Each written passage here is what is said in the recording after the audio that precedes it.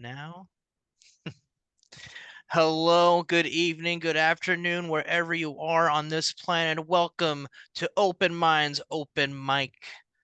We have a delight for you tonight as well. Since we don't have a particular feature tonight, we are the feature. Every one of us here performing tonight. Spotlight is yours. Have fun with it. 5 minutes, do what you do, share the love, release the peace, negate the hate. No hate speech, no censorship, just raw poetry, emotions, good stuff. Anyway, we're gonna get the shindig underway. As mentioned earlier, I have posted the list on the meeting chats. With that said, on deck we have Lantern Carrier, but leading things off, we got the birthday boy. We got Alex.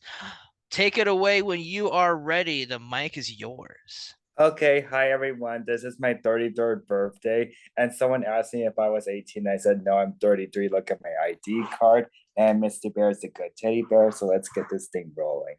So, the poems are in the chat, so let me just read them, and then Lantern can go next, okay? The Miracle of Being Alive. I actually shared this poem with a professor I know at USC, and she thinks this is one of the best poems I ever wrote. There is something ethereal about a lyrical miracle and the courage that it takes to cope with the insurmountable. And never losing hope is part of the way to have a wonderful day, and being willing to say that it is a gift to be alive could inspire others to do more than just survive and even help one another so that all could thrive. So express an attitude of gratitude on the anniversary of birth while striving for a life full of worth. Next poem, House of Midsummer Dreams. Letting a dream live on long after the rise of dawn is proof that the past is truly gone, and knowing how the present moment is not the last reveals the magical spell that life can cast. So let bygones be bygones and dare to continue on by finding reasons for the seasons and the cyclical nature of life, and become a civil member of society through the acceptance of reality. Thank you, Mr. Bear. All right, everybody unmute and give it up for Alex at this time. All right. And Mr. Bear. And Mr. Bear. Can't forget Mr. Bear. Never Mr. forget Mr. Bear. Bear. We love Happy Mr. Bear. birthday, Happy birthday, Alex the Poet. Happy birthday to you. To me, yeah. Mr. Bear is a G. You saw it. You heard it here. One more time, get it for Alex, the birthday boy. We're gonna keep this shindig rolling. On deck, we got Terry. But up next, please give it up at this time for Lantern Carrier. Unmute and take it away when you are ready. Thank you, my brother.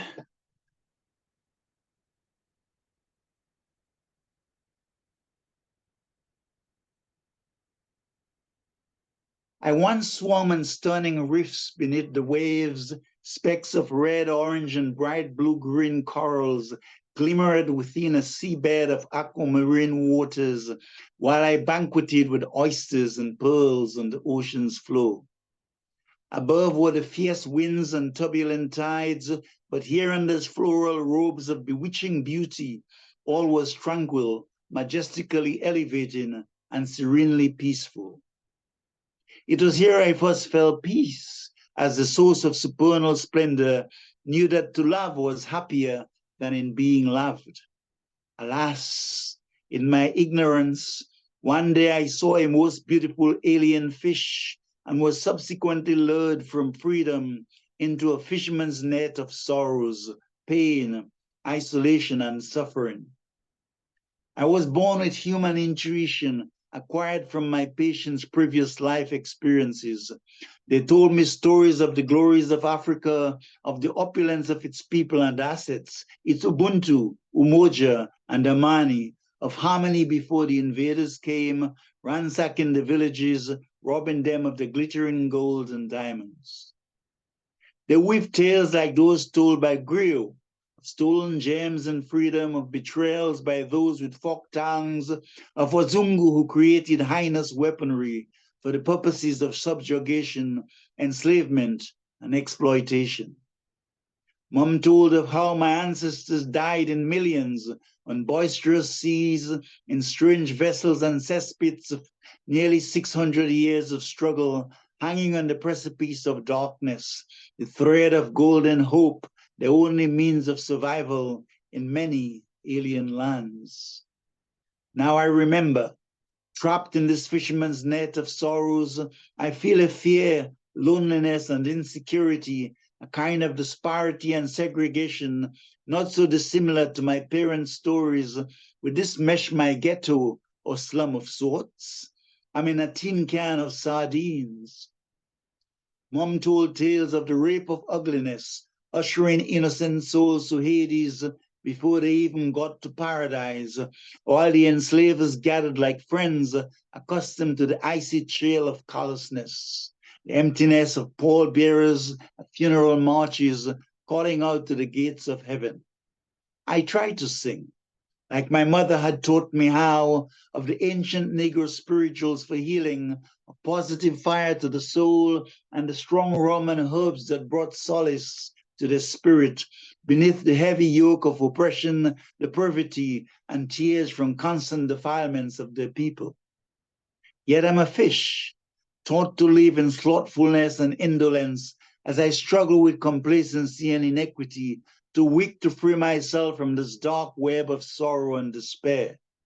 I use my soul, trying to scan my mother's tales like an X-ray machine, looking for answers to remember my true self.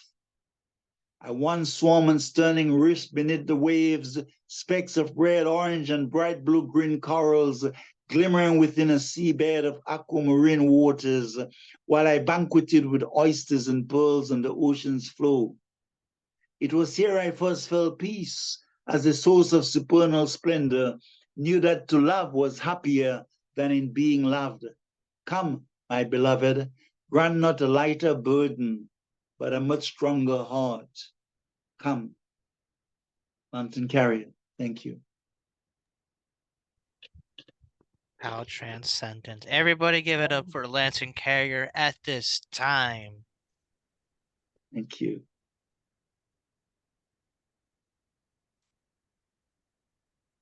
All right. Continuing on with the show here, we got ourselves an intimate crowd here, small crowd. Just want to say real quick before we announce the next reader, we'll be doing a round two, just so we'll hear more poetry, because it'd just be a shame if it was like a half-hour show. With that said, we'll be checking in with Parkillian in a little bits just to make sure that he's at a spot where he can read. But up next, give it up for Terry at this time. Unmute and take it away when you are ready.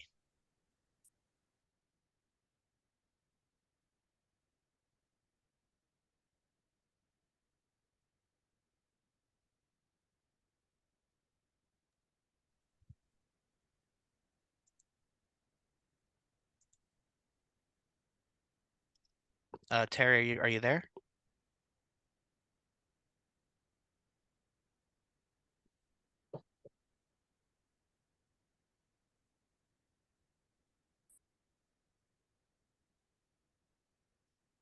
Oh, well, things got a little interesting here.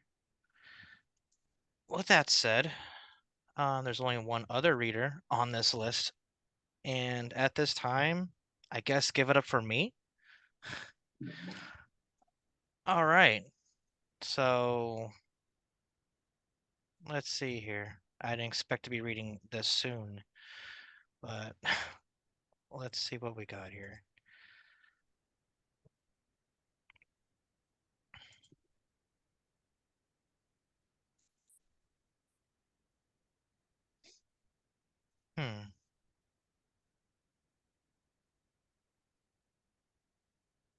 Okay. Let's do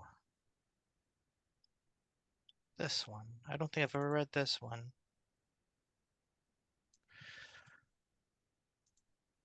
Okay. So this one's called boy toy story. If the Heartbreak Kid Shawn Michaels knew about my love life over the last couple months, he'd be deeply disappointed at the boy toy I've become for someone, especially considering how quickly the novelty has worn off. It feels pathetic feeling I am reduced to a plaything that doesn't get to see the light or time of day anymore, tucked away in a chest in a corner that hasn't been dusted in who knows how long. I now know Woody's struggle when Andy got Buzz Lightyear.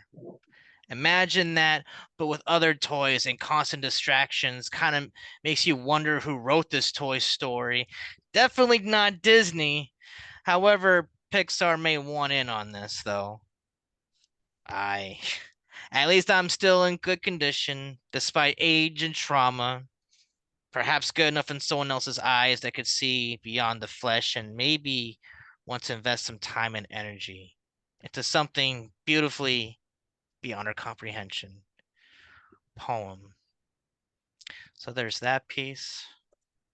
We're gonna fill some more time here with another poem. Home, home. All right. Yeah, I wish I had more of a game plan coming in here, but let's have fun with it.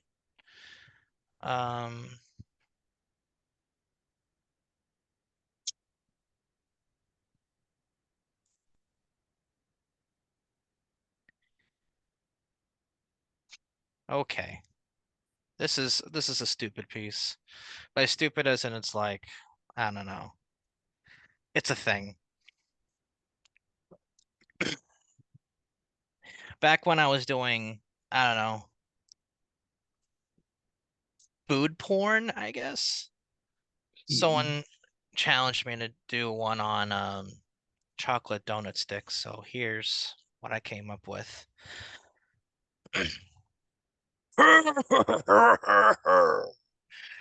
By the powers of naughtiness, I demand that this particular drop of food poetry to be really, really hot. Let me talk to you about the sex appeal that is barely contained within each chocolate donut stick. I mean, how could something that looks so unappealing taste so orgasmic? These things look like semi-hard turds covered in jizz, but they are leagues better than their traditional green counterpart. The stiff and kicky texture feels so good when you bite through as you feel the glaze melt on your tongue, giving your taste buds an unrivaled arousal that keeps you fiending for more. This is why they made these into munchkins, because they're the donut equivalents to munchies for a stoner. Wait, hold up one sec. Munchkins. Munchies. Fascinating. It seems like the donut world is luring us to eat balls, sticks, and rain holes early in life, which pretty much makes them the gateway foods that leads to go-gurt sucking, cucumber sex toys, and coconut oil lube. What can I say? It's a slippery slope. Keep that all in mind. The next time you indulge into that sexual chocolate cake stick glazed to money shot perfection. Keep that in mind as you savor every little bit of crumb and glazing while you can. It's not often you can abandon your dietary temptations and allow yourself to run wild and thunderous like a stampede powered by lust and desire, chasing the edges of both your hunger and libido. If America runs on Duncan, America also runs on a high sex drive. Keep that in mind the next time you snap into a chocolate donut stick as you twist it and shout at the top of your lungs, yeah! Oh, hell yeah! Poem. Thank you. So that's me. Woohoo! I love your voice. Your voice is so cool and so much fun to listen to. I love it. It's awesome. There's a sensual and a raunchy piece there. like I said, it's some stupid thing, some silly nonsense. That I I like the just poem. I like the poems you do with cartoon, cartoons, anything cartoon, because I'm really a big cartoon fan. I watch Nickelodeon every Saturday. I'm like, I love it. I love Nickelodeon cartoon. I think you did one. You did do one. I was thinking about maybe doing one of those in the second round here. But before we get into that, I guess if there's no other feedback, one more time, give it up for me. Yahoo. I want to check first with Terry because Terry was supposed to be reading. Are you there now? Are you able to read?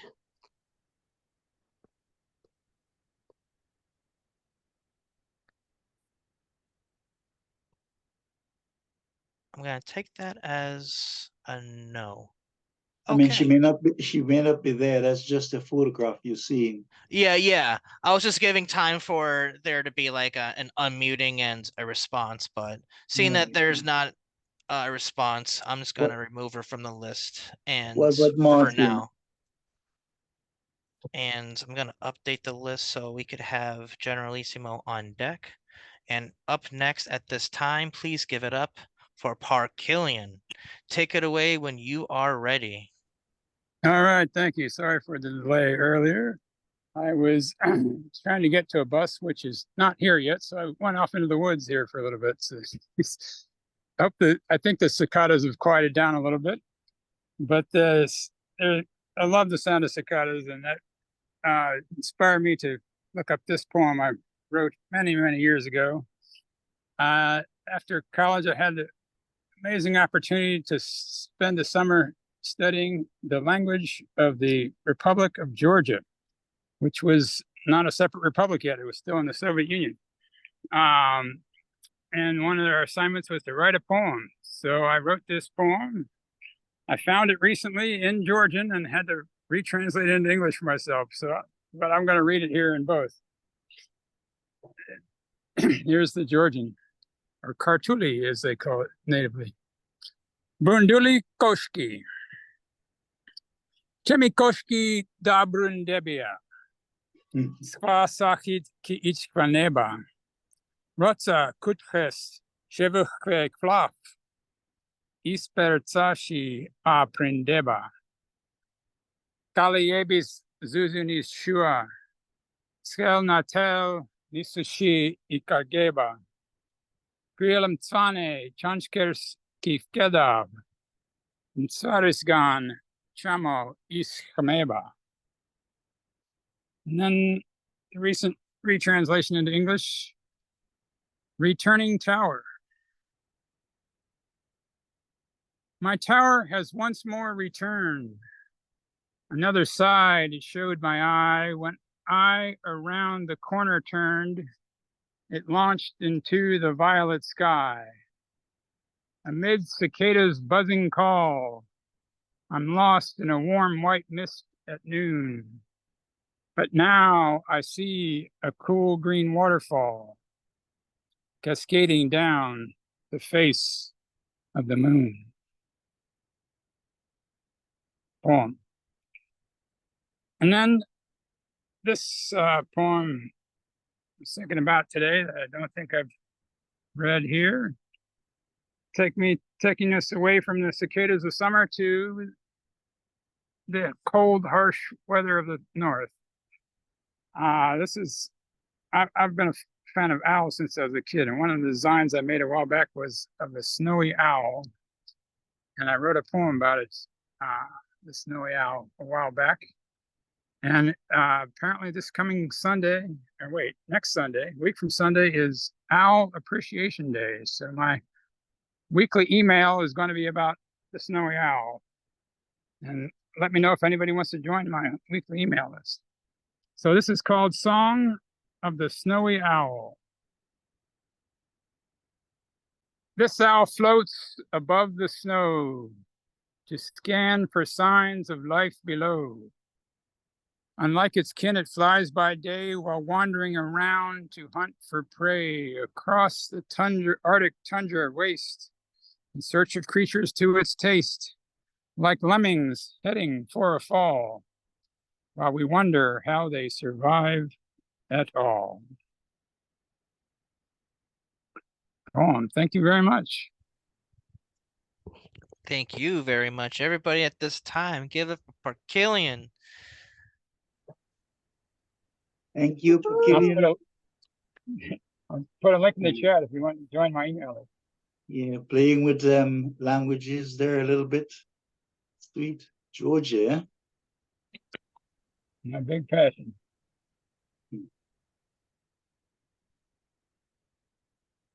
Thank you for sharing both pieces. I liked that first piece a lot. That was just to kind of bounce off what Lantern said. It was just nice to be able to hear Yeah. the Georgian language at play. Thank you. All right, so wrapping up round one, we got Generalissimo at this time. When you Okay. are ready, please unmute and take it away. And I would like to say that I was born in Georgia at Georgia Baptist Hospital in Atlanta, Georgia, but that's a different Georgia. They used to say in those days, they used to say that's where all good Jews were born at Georgia Baptist, but I don't think it's a different hospital now. So let's go ahead and see what I got for you. So here is a true story, and let me pull it up for you real quick.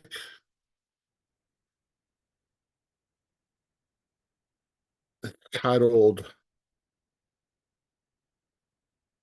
"Actually, the Sun Shines and the Moon Glows." There were at least 24 clear flask bottles that came from different brands of liquor that had their labels removed, filled with homemade hooch sitting in nice, neat rows. The moonshine sat on an end table by an old mint green porch couch in the living room of the shotgun shack of an elderly man in overalls named Odom. How this friend of a friend I worked with as a busboy at Cuco's Mexican Restaurante knew about this man in this not so reputable neighborhood in Theodore, Alabama, I do not know. There were 3 of us, and each of us purchased a bottle for $7. We sat on the metal couch, which creaked and swung a bit. Above the couch were 2 framed Time magazine covers, one of Martin Luther King Jr. and one of John F. Kennedy. He said, "That'll be $7 for each of you boys." The guy who brought us there told us that if we give him a $10 bill, it was his policy we give him the exact amount, or he'd consider the extra a tip. He also instructed us to call the man Mr. Odom and not ask him any questions. I really wanted to see the still, but I was instructed not to ask questions. We each gave him $7 and said, "Thank you, Mr. Odom," as he handed us our bottles of moonshine in paper lunch bags. As we walked out the front door, he said, "You boys don't need to be opening those till you get home, okay?" At my friend's apartment, his friend suggested we mix it with root beer to mask the smell. When I opened the bottle, the offensive aroma was like nothing I'd ever smelled before. It smelled a bit farty, but I wouldn't say it smelled like a fart. The root beer did very little to mask the smell, a smell I have smelled in multiple dreams, and at times when I find an old Tupperware with a layer of fuzz covering something unknown and stinky in my refrigerator. I left 2/3 of a bottle of moonshine at the apartment and woke up the next day with a hangover like I'd never experienced ever again. And I'll do one more piece, which is called Incursion on Filet Mignon. After he cut off a charred edge of steak, before he bit the first bite, he impaled the steak with a steak knife, which stood at a perfect 90-degree angle perpendicular to the steak. He imagined himself a Viking on a pillage. The steak was a sentry to a castle he breached. The knife was a sword that had last belonged to his great uncle. He swiped the sliver of charred meat into the au jus, just to the au jus pooling in the plate, then dipped it into mashed potatoes sprinkled with black pepper freshly ground from a 1.5 foot tall solid wood peppermill his sister gave him as a housewarming gift.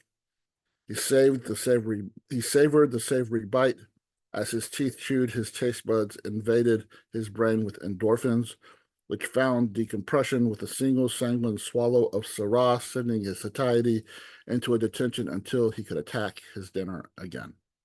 Thank you.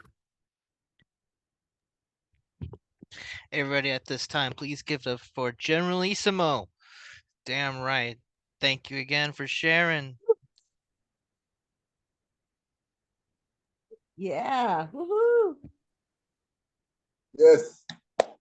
Yep. Yep. Ozzy gods. All right. Thank you again, Generalissimo. Always pleasure to have you in these parts. So wrapping up round one now, since we're able to fit this kick-ass poet in here. At this time, please give it up for Kazi Kaz. Unmute and take it away when you are ready. All right. Thank you, sir. Hello, everybody. What up, Dre? How's everybody doing today? Today's my birthday. I'm sorry. Oh, snap. Happy birthday to you. Happy birthday to you. Happy birthday, dear Alex. Happy birthday to you. Day to you. Cha And cha Kasi cha. Kas, I'm 33 and I look like an 18-year-old. That is so cool. I'm 33. Oh, 33. Yeah, thank you. Damn. Okay. You're welcome. Happy birthday, man. Happy birthday. All right. So, without further ado, I would like to present to you. This is fairly a new one. Just came to me the other night. It's called Life is a Movie. Life is a movie. The earth being the stage, the stage lights are daylight. The ending is the night.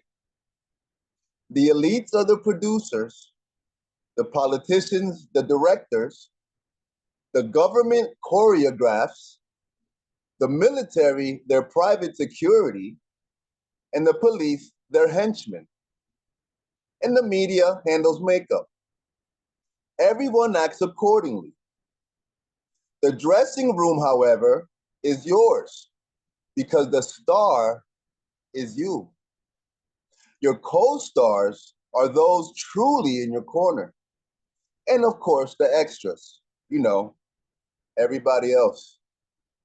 And we live all genres: comedy, romance, romantic comedy, drama, suspense, horror, whodunit. Every new day is a sequel scripted with different plot twists. We are unknowingly involuntary thespians, many of whom have been typecast for a specific role. And all we can do is play our respective parts. So, action. Thank you. Wow. That was a really neat perspective there. Everybody give it up for Kazi Kaz at this time. Shit, yeah. Yeah, woohoo. Interesting angle. Glad y'all enjoyed that, man. Glad y'all enjoyed that, man. The media takes care of the makeup. you know. If you know, you know. If you know, you know. That was a line right there. Oh wow. Thank you, man. Thank you. Hey, I thank you for writing that and coming here and providing that here. Damn right. Word. Everybody one more time for Kazi Kaz. Yeah, so that wraps up round one of Open Minds, Open Mic action. We're gonna kick this sumbitch back. That's right, we're gonna take it up from the top. So with that said, I believe I posted the list earlier. If not, I'm just gonna repost it just to play on the safe side. Bam. Okay. So with that said, on deck we got Lantern Carrier, Bud's kicking things off in rounds two. Please give it up for the birthday boy, Alex at this time. Yes, Unmute and thank take it you. away. Okay, so this poem is called Swim Residency, but my iPad's being weird, so that's why the poem looks a little weird, so I'll do my best. Swim Residency. Surrender to the majesty of the deep blue sea while striving for a sense of harmony. And a place full of tranquility can create a space that people can appreciate. And also remember to abandon hate as a way to become a civil member of society while respecting the boundaries of propriety. For the earth as a whole is a global residency that can truly reveal the depths of the human soul. Next poem, Hours of Hours. It's like the time and hours without the H. The intangible nature of time is part of the reason why it is so sublime. And the beauty of a poetic rhyme can endure for sure, for the ones who remain pure can ensure a way for hope for a better day. And come what may, making the most of the present gift can hopefully bring people together rather than let them drift. So rather than fall apart, open the heart to be a part of universal unity while celebrating common humanity. Happy birthday, Alex.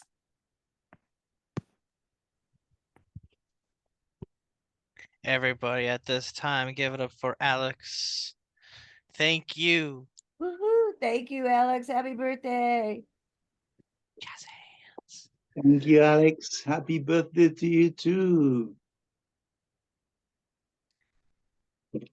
Yes. A valued member of our community, Alex, coming by just about every Friday, Word. doing his thing, and we appreciate the hell out of him at this time. One more time, give up for Alex. Hell yeah. And Mr. Bear, the ultimate support, Teddy. Mr. Bear, Mr. Bear, Mr. Bear. Right on. See, we don't forget. All right.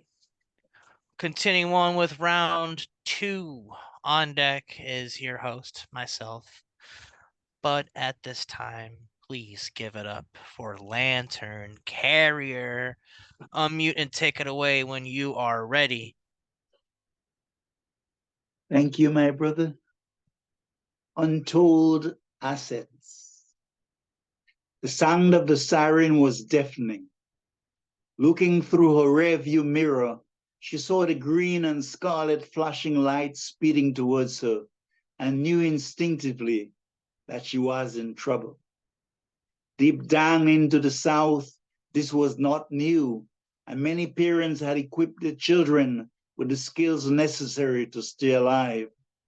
She began to reminisce, to send her adrenaline in alert mode as she pulled to the side, applied the brake gently, and waited. The police car stopped behind her, and 2 officers got out, hands on hips as they approached the glimmering window of this scarlet beauty. Even before the female officer spoke, Faustina could hear her father's voice. Do not give them any cause to shoot you. Keep your hands visible at all times, he'd warned. Is this your car, madame? Asked the female officer. Yes, ma'am, she replied politely. Can I see your driving license? Faustina reached for her driving license, making sure that her hands were visible, just as Dad had requested. Funny how quickly we can think in these situations. Be smart, be polite, use your charm and allure, her mother had counseled, and Faustina smiled sweetly. As the male officer peeped inside her car, scanning its contents like an X-ray machine. Good evening, officer. Faustina smiled. Handing the driving license to the female officer, she looked alluringly into the eyes of her male companion. She was endowed with visual virtues, quickly summoning them to her aid. Allowing her chest to heave forward, she began to show her bosom, her flawless cleavage, even as her enchanting Yves Saint Laurent permeated the vicinity of the policeman's breath. He gazed and she knew immediately where his glance rested. Floral blouse and skirt, designer glasses, she looked gorgeously ravishing, played on this to the pinnacle of excellence, even while maintaining her dignity and self-respect.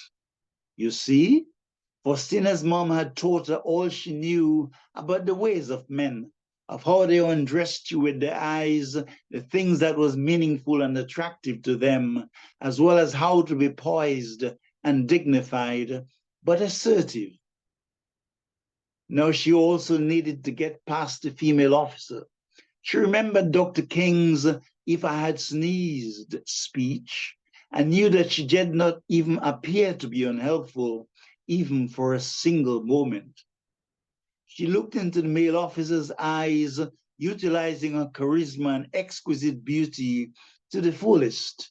He returned the smile, had a word with his colleague, who handed back the license, asked Faustina to drive safely, and they left. Faustina got out of a car, fuming. She had won this time, but she felt humbled and dismayed, desolate and victimized. She knew she had to be cautious with her brand new car. She felt sad, though, that once again, a Black woman was stopped in this neighborhood for daring to drive an expensive Rolls. Lantern Carrier. Thank you. Everybody at this time, please give it up for Lantern Carrier. Hell yeah, brother. Wow. Sir. So profound. Amazing. Wow. So beautiful. Thank you. A man of profound poetry. That is Lantern Carrier, the sage of light here in the Open Minds community. Thank you again for delivering more of your Thank rich you. poetry. Thank you. Before we go on to this, to the regularly scheduled next poet, I see a lovely familiar face here. What's happening, Tom? Hey, there he is. Hey, I'm just Come hanging out, you on. know, enjoying some of Yeah. the natural beauty of my environment. Good to Just see you trying to in the get my world of mind living, right, man. you know, Yeah. You're get my enjoying heart nature's filled back beauty. up. Huh? You're enjoying nature's beauty. Great. Yeah, all of the grandeur and lustrous beauty that it has to bring me. It's been pretty hot out here, but it's a nice breezy day today, so you know, I got to come Yes. stop by and say hello to all you beautiful people. So What up, fool?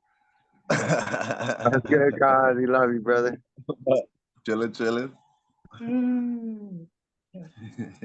If y'all want, I got Looking a poem good. I've been working on. First thing I've written in a few months. I would say go for it. Yeah, Definitely. man. Yeah, Everybody at definitely. this time, please Yes. give it up for Thomas Open Minds. Woo! Let's see Yeah. here. I don't know if y'all can see me if I pull this up. Can y'all hear me? Yeah. Yes. All right. This is called The Unofficial Literal Reality of Opposing Forces in Equilibrium. Mind at ease. Each time I believe in stress, impressed against these impressions I leave in my rest. The best at seeing we're all equally in distress, the exception to the expectation of being free and blessed. Love seeping from my being, trying to believe in being the best. Retrieve the heart from your chest, send it relief and a place to rest. Away from the day by day, change the way you think, feel, and operate. Stop and wait for the next heart to palpitate before I go on. Be strong, live life and love long. Concentrate on the positive, stop the hate, it's all wrong. Nothing can exist without the persistence of the void. Something's gotta give, it's pointless without the joy. Let's rearrange this system to make some noise. Give a voice to every underprivileged kid without a choice.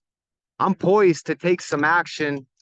Don't be lacking when I shout for a call to arms into the vacuum. Just respond with I got your back, dude.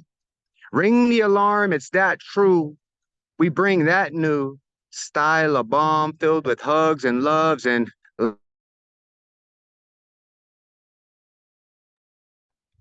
You muted yourself at Oh at no. hugs. You left off at hugs. Unmute. I had a call, but did y'all hear that?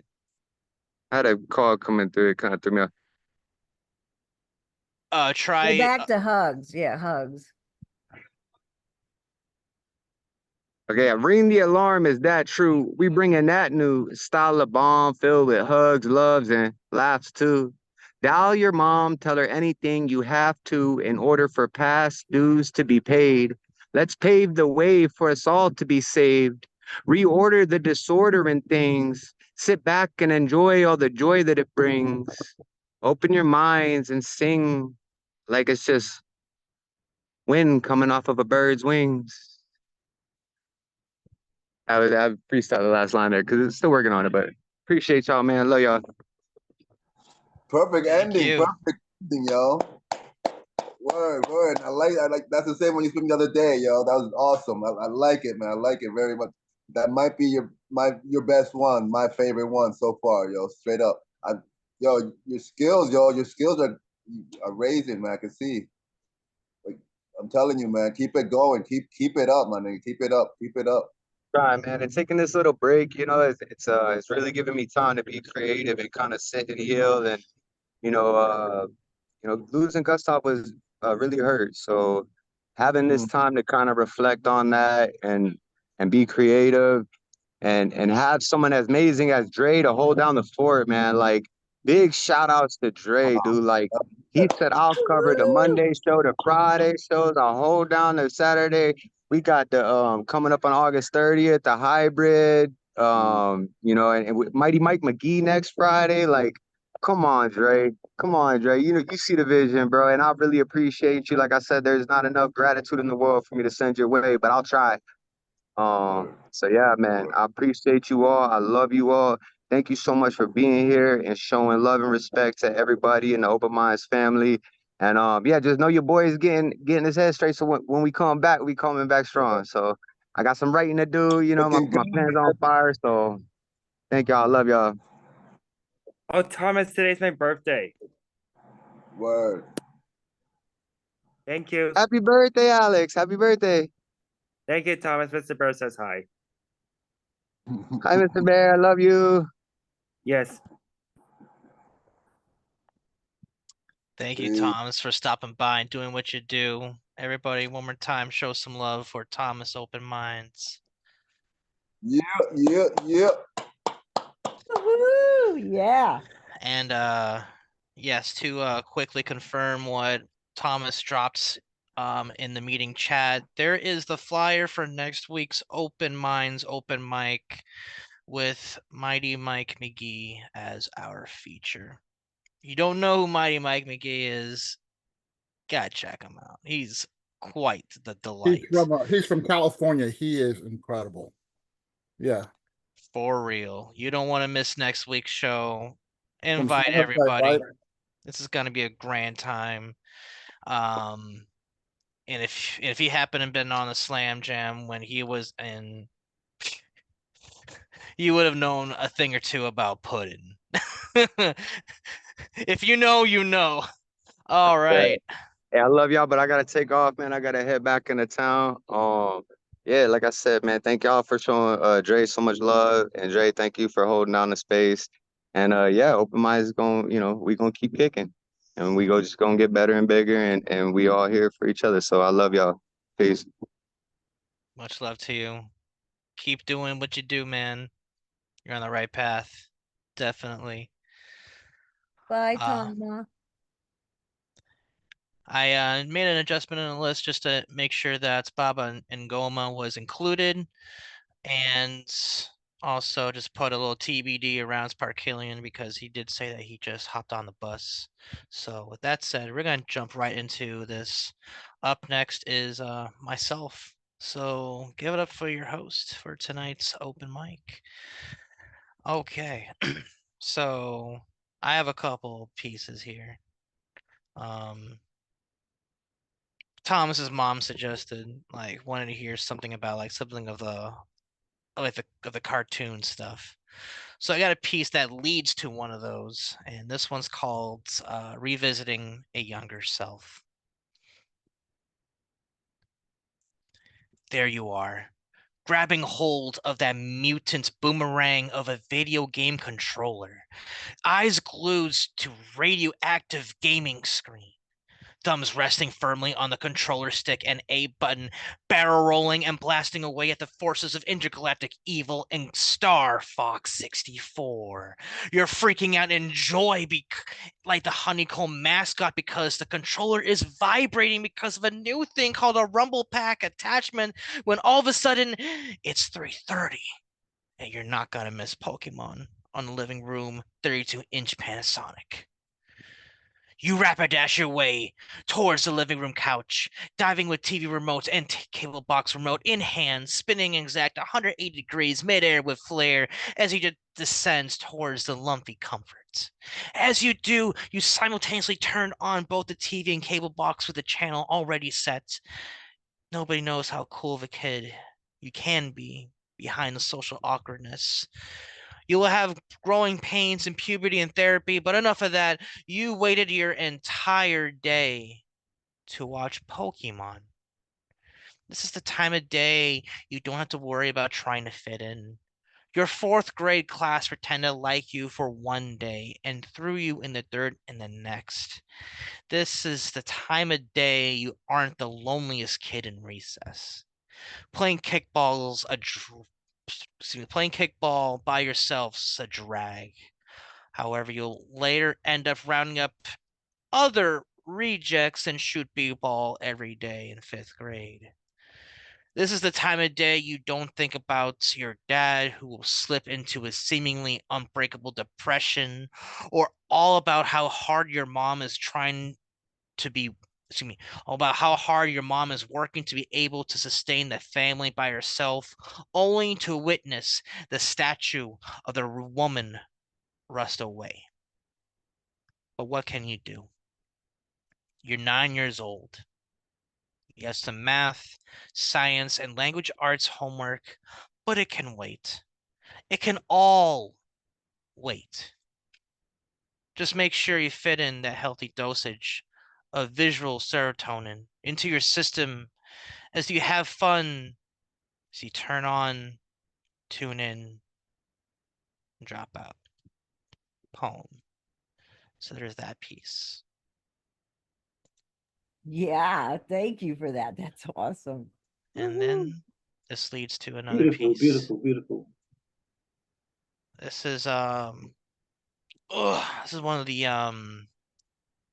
letters, one of the letter poems I did from last summer. And this is a letter from Chucky Finster from the Rugrats to his dead mom. So here's this piece. Happy birthday, Mom. Today, you are 55 years old. Recently, my best friend Tommy had to go through something difficult. His grandpa Lou died and has been taking it hard. He has come to me seeking support, but it's hard to fully understand what he is going through. He probably thinks I know what it's like to lose a family member, but you taught me early on that you're with me wherever I go. The only experience I had with death is the time I made friends with a bug named Melville. Don't ask me how I remember it, but it's a vivid memory, almost like a cartoon. You taught me early on where I will always find you and where I have you. Every time a gentle wind blows and caresses me, that is your hand on my face. Every time I get tired playing outside in the summer heat, I seek the shade the trees make, for I know that is where I will feel your sheltering embrace. Every time I look in the mirror and see the constellation of new freckles on my cheeks, give me one moment, gonna bring in somebody in. All right. on my cheeks. I think that was you, the sun tickling me all my life. You have always known how to make me smile. Every time it rains, I step outside and lay in the long grass to be held tight by you as happiness soaks me in your tears of joy. The older I get, the less afraid I become because I know you're always here with me. I just wish I can be there for Tommy now. Although you're always with me, I often wonder how you'd be as a human being, how bedtime stories or lullabies would have sounded in your voice, what it would have felt to hold your hand. The closest to I've been to holding your hands whenever I use your gardening tools, to plant orange daisies every year, just so I could see your hair blow in the breeze in the form of flower petals. Thank you for the worlds you have given me. I love you. Forever with you, your little Chucky. P.S. Dad says hi, he loves you, and that he will see you soon. Poem. Thank y'all. Thank y'all for having me. Thank y'all for Thank sharing you for that. space. I love that one. I've heard you read Well that. I done, love well that done. one. That's cool. That was amazing. That was amazing. Wow. I'm blown away, man. I'm blown away. Mm. Mm. Thank y'all. Mm. So I'm just gonna quickly just see if Parkillian is available to read yet. I know that there was some bus travel. Oh, cool. All right. Just got here. All right, that was divine timing. At this Yes. time, give it up for Parkillian. Take it away when you are ready. Muchas gracias. All right. Got a couple poems here that have resolved to the point where I've been reading lately. So some of you may have heard these recently. This first one is called Waves Within, which is what I'm calling it for the moment, realizing it actually shares a title with one of my favorite Santana tunes. I am made of open space where electrons leap in mysterious ways. Pardon me. Let me try that again. I am made of open space where electrons leap in mysterious ways to fill in gaps that hold their place as time takes note of the passage of days. I am made of liquid light that filters through my watering eyes to flood my wavering thoughts at night and echo the colors that span the skies. I am made of sensitive skin that feels each fold of cloth so fine, reflecting the thoughts that flow from within, then fan out into the ether divine.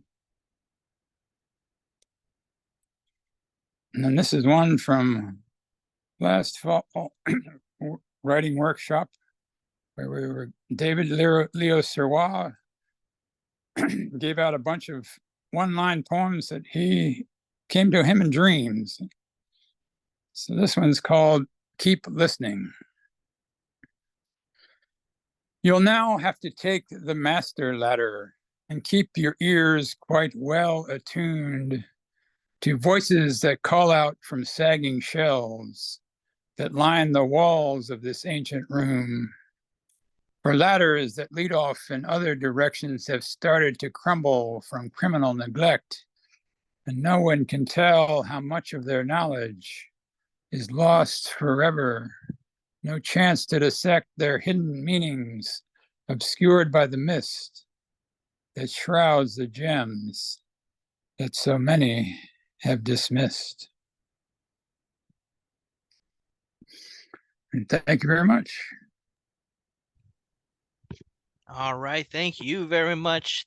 Everybody unmute and show some love for Parkillian at this time. Yeah, thank you. Thank All you. right. everyone. Okay, let's see what we got next here. All right, so on deck, we got Kazi Kaz, but at this time, please give it up for Generalissimo.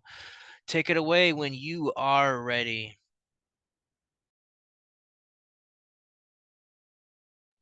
I'll do this piece called, let me grab it for you. The Art of the Take, or the Meaning of Live. Gimme, gimme, gimme money. Pay my rent, don't keep me, feed me, don't take my dignity, give me a good life. To me, a good life is a life not spent alone. Gimme, gimme, gimme honey, royal jelly from a hive of bees, sticky and sweet, melting into my morning tea. Its flavor taking my taste buds to ecstasy. Gimme, gimme, gimme sugar. When it's white, it's sweet. Yet when it's brown, it's got good stuff the white ain't got. Then there's sugar that's almost black. So hard it must be heated to soften it to use it. Though it's a little bitter, there's always some hidden sweetness in everything that's bitter.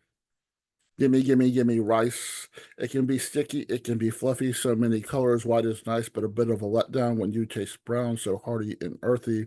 Then there's red, so seductively savory, and black rice, a superfood once reserved for royalty. It turns everything in the pot purple, like squid ink paints everything black. No matter where in the world you go, you will find a different rice. Rice is the grain of life. We can survive on rice alone. It nurtures our blood, brains, and bones.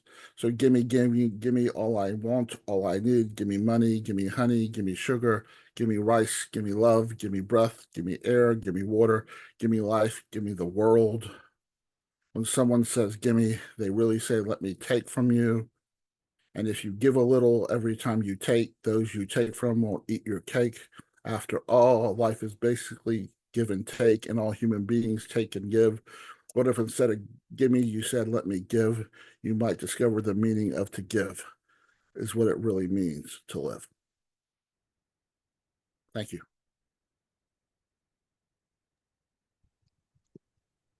Everybody at this time, please give it up for Generalissimo. Thank you for that. Yeah, that was awesome. Gimme, gimme, gimme. That was dope, man. That was dope. Ooh, Yeah. yeah.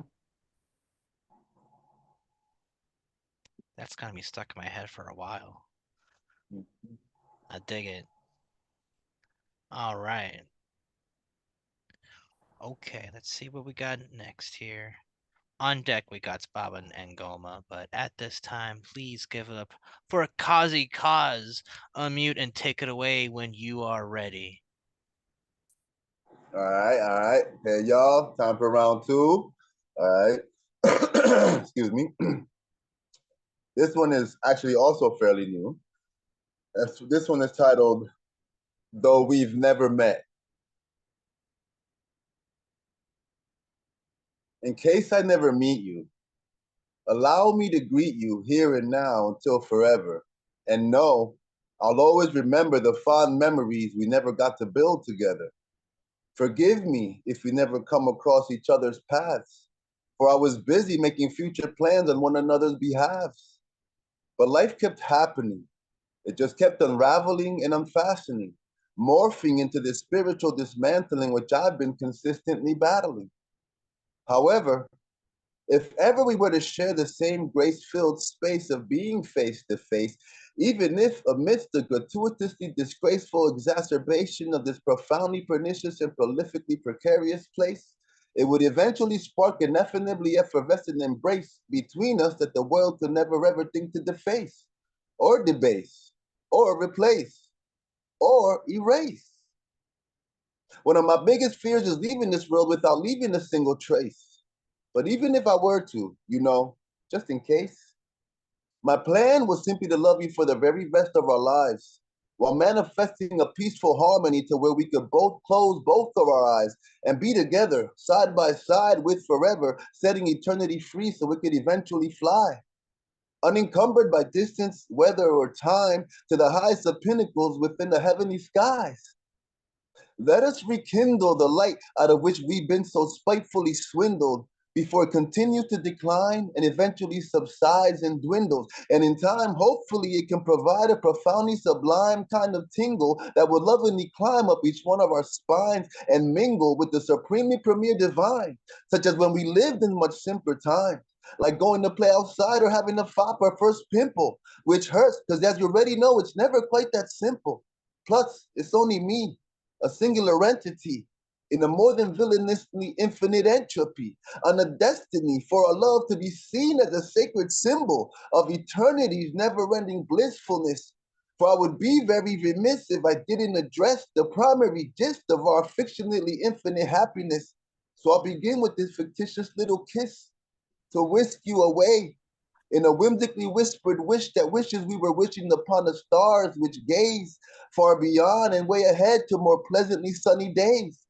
It's funny, but in a way, I feel a comical kind of sorrow and horrible type of dismay that wants to borrow today from all of tomorrow's yesterdays, leaving last week speechless and with absolutely nothing to say. So I vow this votive, anyhow and in any way, that I can possibly avow and incontrovertibly convey that as of now and for every day, from the sweat of my brow to the dock of the bay, that my love for you would warrant placing you on a prolifically public display. Thank you.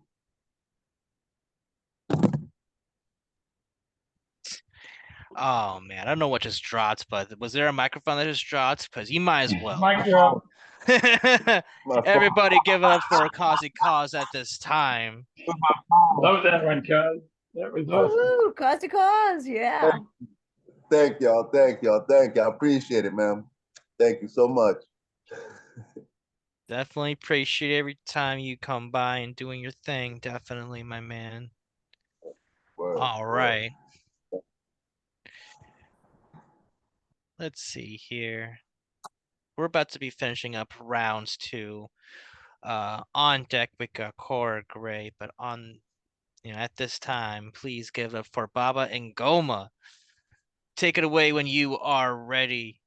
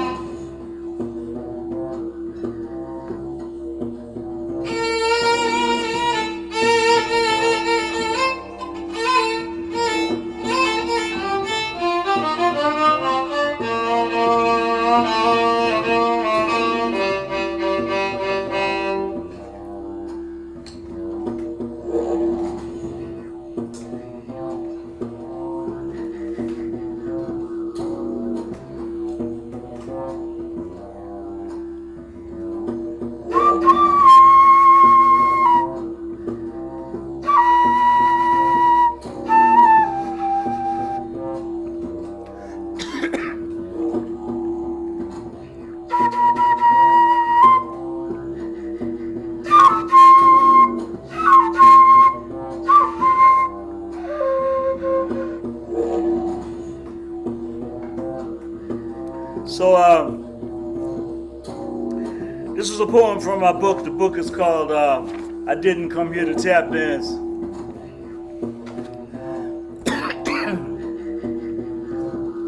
This poem is called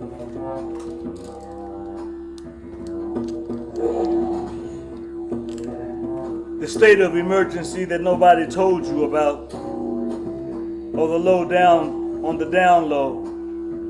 Conspiracy Theories 101.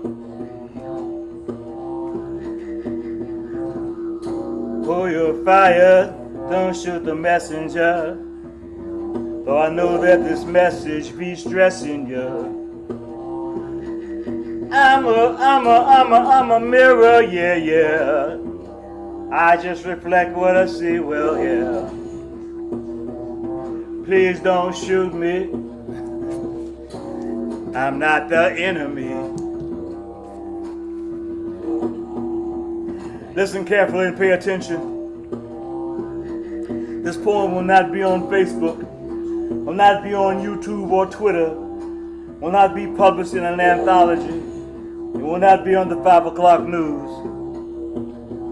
This poem will self-destruct upon completion, just like free jazz improvisation. It will never be experienced again. This poem is to tell you that all the news is fake, owned by the same motherfuckers that don't want you to know that they are motherfuckers. Democrats and Republicans are just opposite sides of the same coin. They hang out and have drinks, snort coke, and fuck the same underage boys and girls from the secret pedophile ring in the White House at the end of the workday. Truth be told, they don't run anything anyway. It's just a facade. There is no government. It all belongs to the Federal Reserve, run by the Bilderbergs, the Masons, the Skull and Bones, the Illuminati, the Jesuits, and secret societies. Your birth certificate and social security number are banknotes payable in blood when you die, but nobody told you. It's all in the books. Behold the pale horse, the occult conspiracy, and the truth shall set you free by David Icke. You can still find them overpriced on Amazon. Copies are limited or may be out of print. Steve Coakley exposed it years ago on YouTube.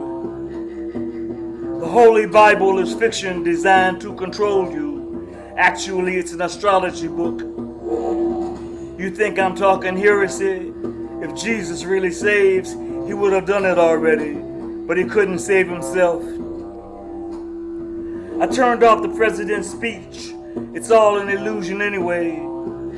Social media is a government experimental mind control mechanism on your computer and your mobile device. Everything you do is being watched and recorded by your TV. Immigration detention camps are rehearsals for martial law. Global warming is controlled by harp. No, harp is not a musical instrument. It's not the mayor of Elm City either. I don't have time to explain it, but it's not too late to Google it. The housing projects are part of the Rockefeller plan. It was a Yale experiment.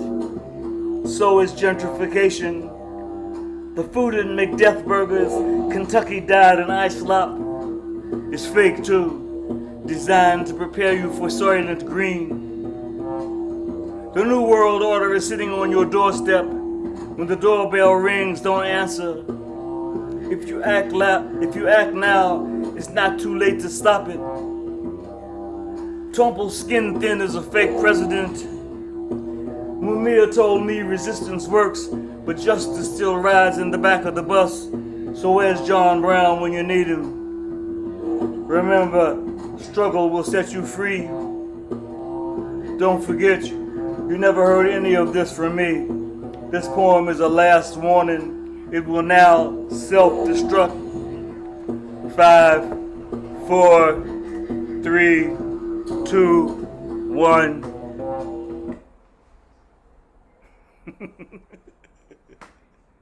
Yeah. That was wild. That was amazing. Everybody, please give for Baba and Goma at this time. Yeah. Yeah. Woo! Yeah.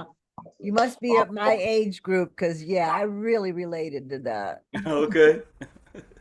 That was definitely on point, man. You hit so many nails on the head with that one. For real. Thank you. Thank you. Absolutely. Thank you. And just a heads up, everybody, that's on page 107 of I Didn't Come Here to Dap Dance. Awesome. Awesome. Gotta Check get it out. Gotta get it. Word. I I just got this in the mail last night and I am eager to delve deep. Thank you, Lava Nagoma. What you do, that was such a kick-ass performance, and I am excited to just know you a bit more through your writing. Hell yeah. Thank you. Let me just double check my list. Things got a little bit shuffled all of a sudden. All right.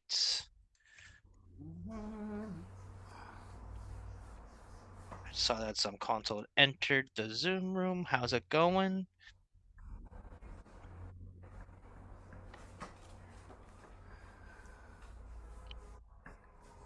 I'm just letting you know, so I got you after our next poet.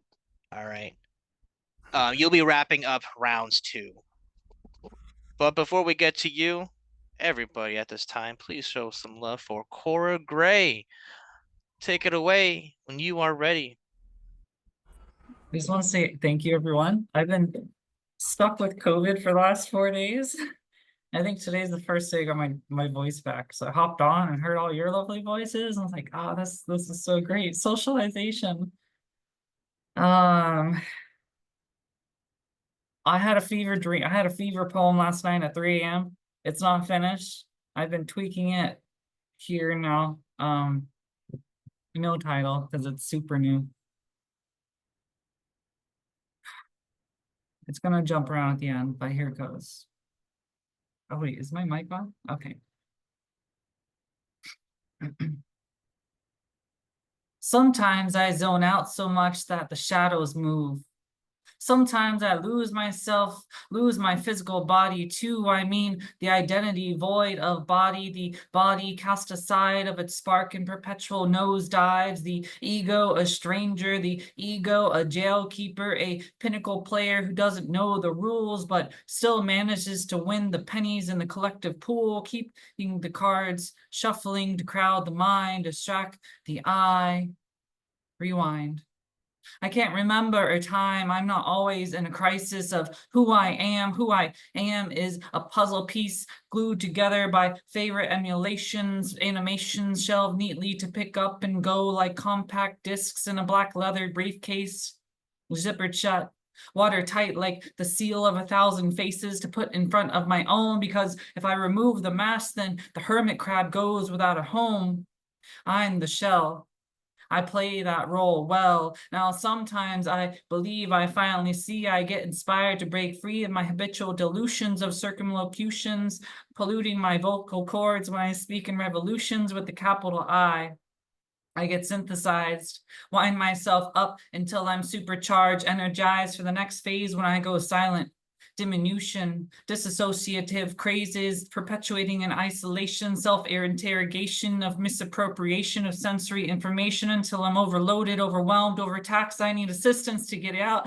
I need help. I need help.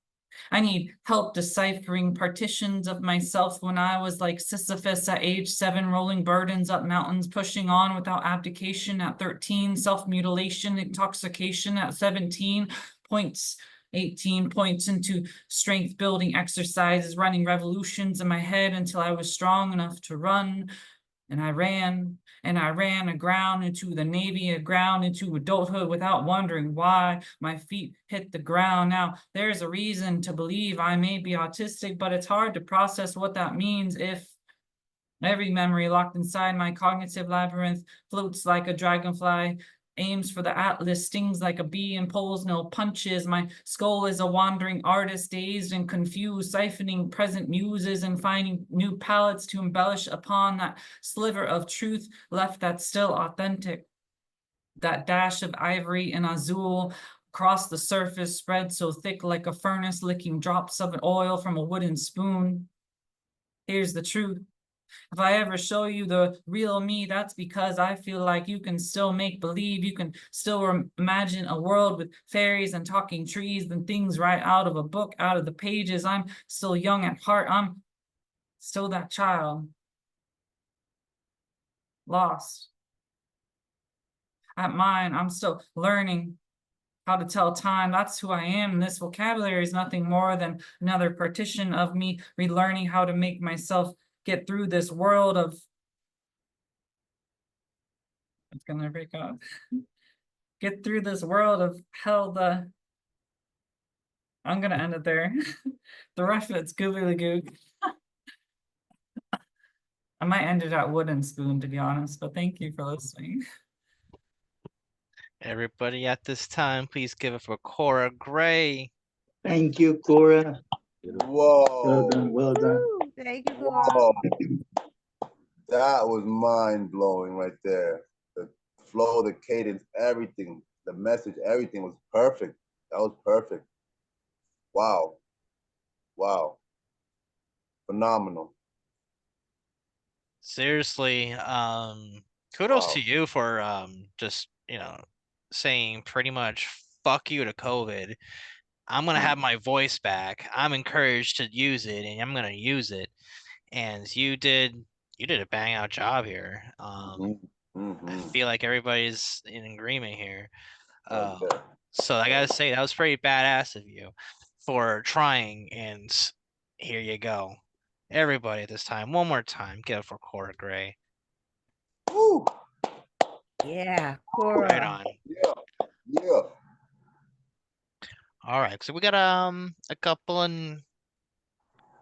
couple poets added to the end of round 2. We'll do one more round after these following 2 poets. On deck we got Dr. Faison, but at this time, please give it for Zomkonto.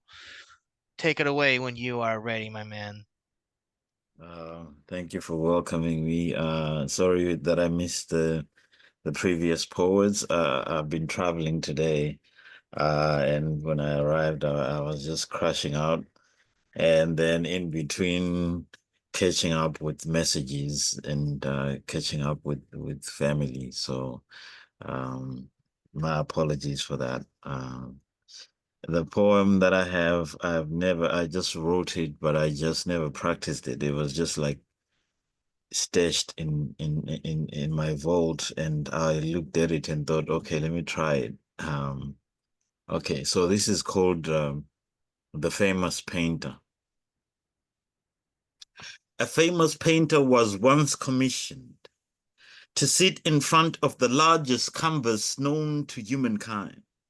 His mission to capture the most memorable time that a kindness ever occurred. And since he had not sold a painting in ages, the line between what was possible and what money could buy was blurred. Because although he was famed for bringing landscapes to life, it is a whole different game to put a brushstroke on a feeling that begs to be acted upon. But he was sure if he can paint a range of mountains, so can he triumph with a range of feeling. So he woke up one morning, as he often did, before the sun climbs over the fence of dawn and lets it be known that just like him, it was a brushstroke of rays away from a warm kindness of its own. And as he stood by his front doorway, he asked himself over and over again, what kindness means? What does kindness mean? What color suits its promise of giving without asking for nothing back? When could the most unforgettable kindness have transpired? Was kindness too tired of recreating itself, having to try on a different mask in a world where greed gets the best seat inside a bus going nowhere fast? Was kindness still yet to come to pass? Or maybe it had missed its final stop altogether and was just too shy to ask the driver in case he too, instead of survivor, was complicit in the indifference of this world. What he wouldn't have known then was that the gallery where this work of art was to be exhibited was to be visited by all to whom kindness had been a pipe dream. Those that had fallen victim to a world that preferred shiny things over the glow in their smiles, such that the wider they stretched their mouths, the tighter their lips were drawn until they cracked open, and no matter how vigilant their tongues were in catching the salt in their tears, they could not heal those cracks except sting them further with the pain of rejection. Those that had died in Rwanda, those that had died in Auschwitz, in Palestine, in Congo, in Sudan, and those whose begging cups were filled with dust collecting from the withering pavements they sat on, hoping that someday, in one final act of desperation, they would abandon those cups in the drains in search of the complete picture of what kindness could look, smell, sound, taste, and feel to their cracked lips. Yet on that appointed day, that the painter was supposed to appear, he was afraid.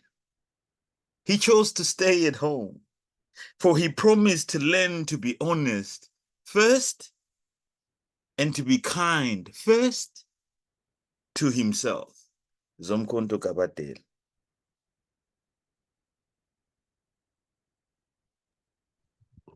Everybody at this time, please give it up for Zomkhonto. Yay! Yeah. Thank you. Yeah, Woo. thank you. Zomkhonto, a real poet's poet. Definitely. Every time you drop by and do your thing, I just dig it. We all dig it. We dig you. Thank you for doing what you do. All right, let's see here. We got one more poet left in rounds 2, and then we're gonna turn around one more time, give y'all round 3. At this time, please give up for Dr. Faison. Please unmute and take it away when you are ready.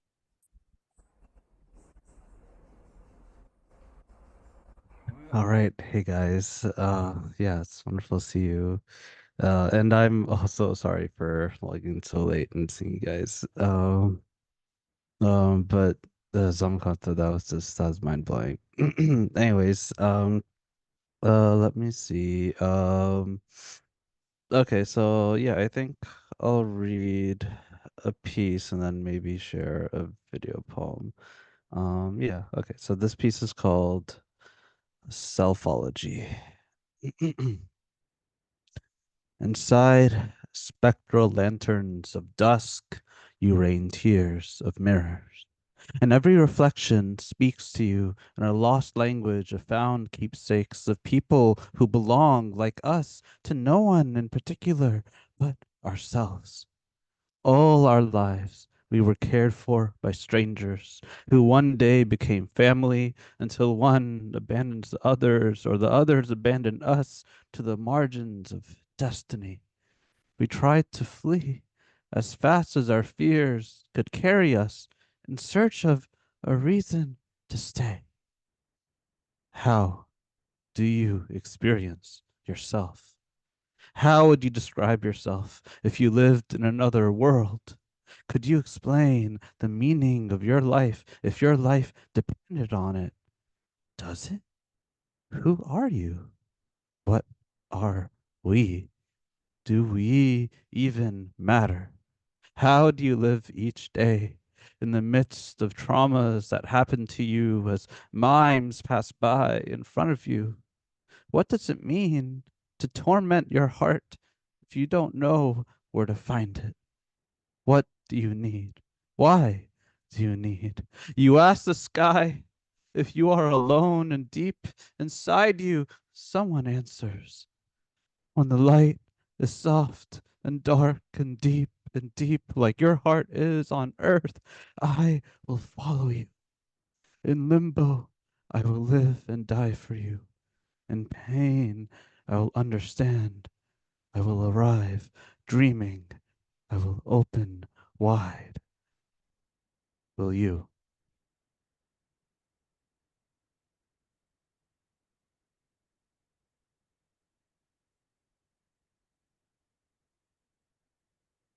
So that was that, Selfology. And now, yeah, I think if you would allow me to share my screen real quick, I'd like to share a video poem. Is that okay?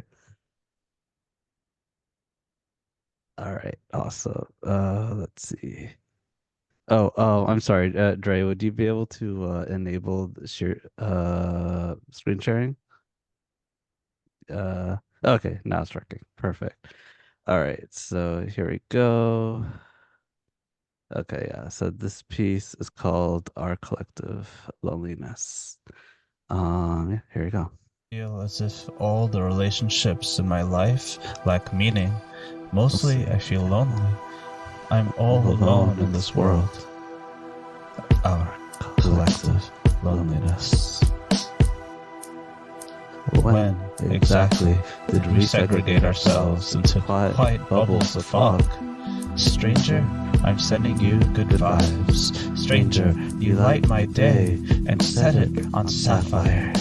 Stranger, I'm cupping your name in my palms. In the universal language, I hand you my alms. I grant you 2 cents. I will cede you 3 wishes. Stranger, I will fair trade you coffee for hours of your company. Stranger, I'm sorry for your loss, for your humility. Stranger, I'm sorry for your suicide. Where was I when you needed me? Stranger, please teach me the language you need to be loved in. Remember that none of us were born alone. The word alone is your heritage, your birthright, your gift. Your solitude stalks these streets. Your solitude gazes at the crawl of beads of rain and their branch reunions. Steals glances at hands that bristle at the slightest touch. We are surrounded by each other's aloneness. Alone was your first language. Alone was danger. Alone was need. Was war whose bounty was our dreams. Alone was the willful blindness that drove us. Alone was the only way I was taught to love. To love my mother, I learned how to swallow my tears. To love my father, I swore to grow muscle and bone. To grit my teeth. To love the ones who gazed at me and let dry my tongue. To love the ones who tried to love me back. My shadow counted distance to light years. And when they left and my silence seethed, I never forgot. To love myself, I piled earth over every song. And to love you, I remained alone. Forgive your love in 7 sins. The bodies we ghosted, the lies we told, the quietest gallop. Awaken it slumbered and teach it mercy. Teach to warble the caged canary's song. For our silence craves forgiveness. For truth like aloneness is as fleeting as a poem. And when we speak, we are never alone. For they tell us there's a reason for every injustice. Yet nobody finds themselves in the eye of the whirlpool of their own making with anything but bewilderment. For the moment we call for help, our ocean of silence rises to our lips. Our pride takes chokehold as the invisible curvature of our comfort twists into a prison and refuses to break, refuses to let go, to stop whispering in the language of guilt. And I pray for the ones who left in the glass of their own reflections. For our faces are our darkest blind spots. For our shame was only ever a myth we believed could never be broken. Myths we wrote to make sense of our suffering, to justify fate's unspeakable violence. And you, oh stranger, oh migrant of margins, your voice deserves to be heard and commemorated. To forgive and be forgiven, my dear, beloved kindred. For you, I shatter the infinite silence.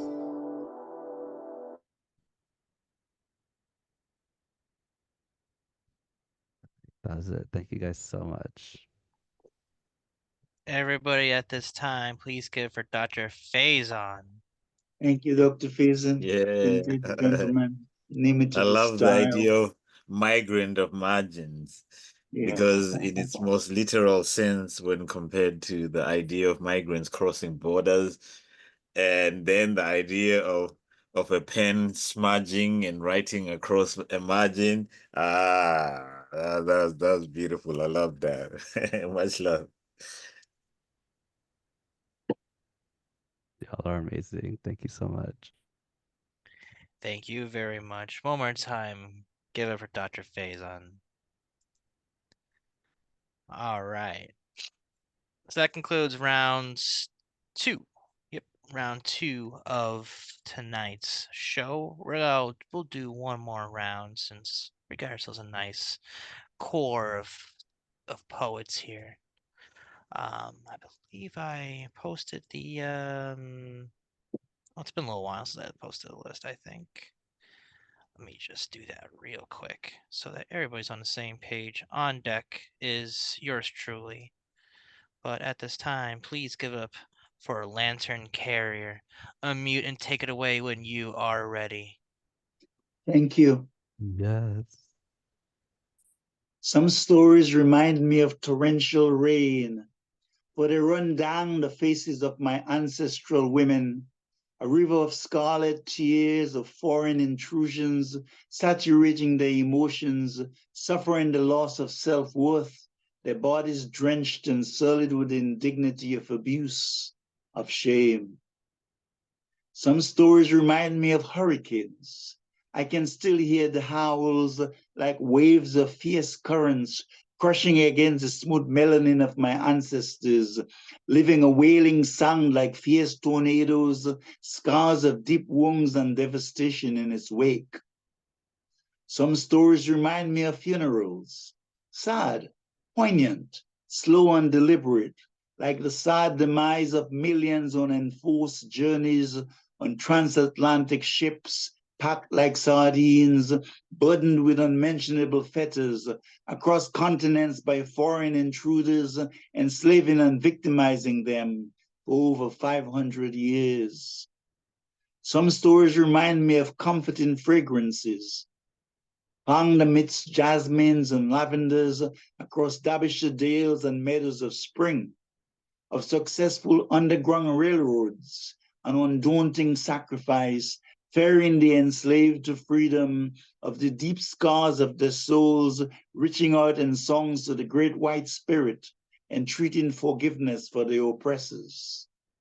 Some stories are filled with the eloquence of starlings, canaries, and nightingales. Their symphony of amazing grace, healing the weary hearts of an enslaved people, a respite for the spirit, touched and nourished by the light of paradise amidst heavy and almost impossible odds. Some stories remind me of diamonds, like poetry, coming directly from the profundity of the soul, teaching us that there is nothing greater than love, that brutal force cannot stop the inner fire of Satyagraha, soul force, that compassion is the mercy of Jannah, paramount to healing, equality, and justice. Some stories inspire visions, like an emancipation act we know is not meaningful enough, but is nevertheless a temporary breeze of solace in an otherwise daily and intense ordeal of systemic disparity and segregation, of living in ghettos and slums, displaced and marginalized as a people. Yet all we ever sung are the songs of mutual cooperation, of harmony and oneness, knowing that no one is an island, that we're all one spirit, connected by the light of the Most High Emperor itself, facing our daily struggles in dark tunnels, yet with a glimmer of the wings of hope for tomorrow's radiant sunrise. All this with an undaunted flame within, a belief in the resilience of our ancestors, the glories and wonders of a golden realm where the toil and cries of our incessant labors add to the merits of our liberty. Stories that speak truths that we are not born in fetters, but deathless rays of the immortal, whose birthright was, is, and will always be a perennial freedom, greater than a million sparkling moons and stars. I do not want to know. I do not want to understand. I just want to be. free. I do not want to know. I do not want to understand. I just want to be free. Lantern Carrier, thank you. Everybody, please, at this time, give it up for Lantern Carrier. Thank you. I met someone in Toronto yesterday. A guy who runs this group called the Tartan Turban Secret Readings, and that person exuded the same kind of energy that you do, you know. And I thought to myself, oh, if you came down to Toronto and were one of the feature artists, that one of the feature poets, that would be the greatest night, you know. And then you'd You get guys do Zoom? it was in person in Toronto. It's in person, although they do a live, but it's in person.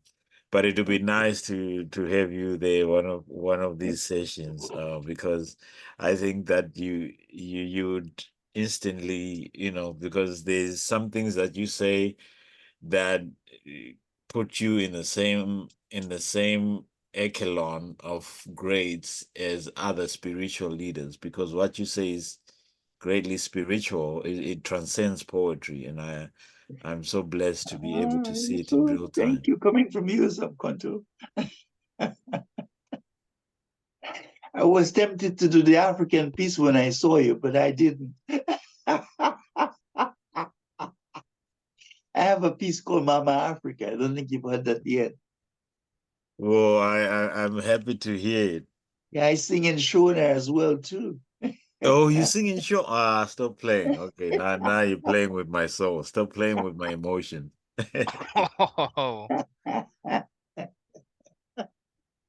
Yo, bring that tomorrow if you can. Tomorrow, yeah. Just a friendly reminder, everybody. Tomorrow in this very Zoom room, we'll have the Slam Jam, and it's gonna be a good old time. Tomorrow we're gonna have special guest coach Whisper Poet bringing us her honey sweet words to the stage here, and providing feedback in the Slam workshop. So there'll be that going on tomorrow. There also will be an open mic where all performance artists are welcome to bring their lovely art to the stage. So same Zoom room tomorrow at 5 p.m. Eastern Standard Time. We'll be doing this again. Keep that in mind. Thank you, Lantern Carrier, for your poetry again. Wow, we're blessed to hear 3 rounds of poetry from not just Lantern Carrier, from all y'all. So I'm just happy to be sharing space with everybody here. Much love to everybody here. On deck, we got Spark Killian. But at this time, please give it up for your guest host, me. I don't know. I'm really good at introducing myself, so fuck it. Anyway, I got 2 poems. I got a funny one and then another piece here. But let's just go with this funny one here because a friend of mine kind of challenged me to write a fictitious ad for a cereal geared towards stoners. So this is called Smoky Puffs. Hey, yo, kiddos! Has your breakfast become quite a bore? Good news, because fret no more. Time to wake and bake with Smoky Puffs, the hot new cereal with everyone's favorite wildfire prevention mascot, Smokey the Bear. Yes, kids, Smoky Puffs.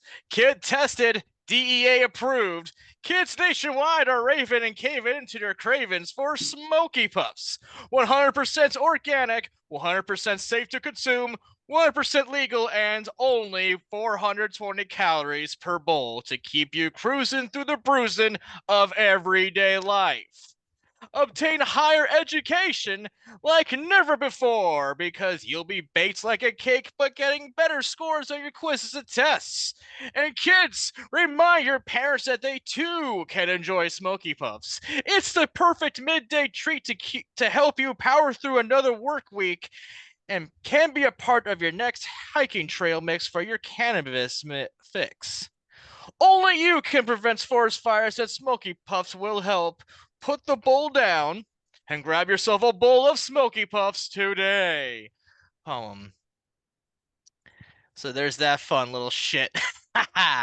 All right. Woohoo! Then I challenged myself one day to write a love poem towards nobody. It's easy to write to feel like motivated when you have someone in particular in mind, but I don't know. I just felt like a lot of love and just need to just explode onto the page one day. So this is called Untitled Love. Being with you gives me a warm, nostalgic feeling to a time when I was a more complete human being. A tender sense of familiarity looking into your eyes brings forth a swarm of dope butterflies that swells up my insides as I fly sky high all the way up to cloud 9. You're so sublime, so divine.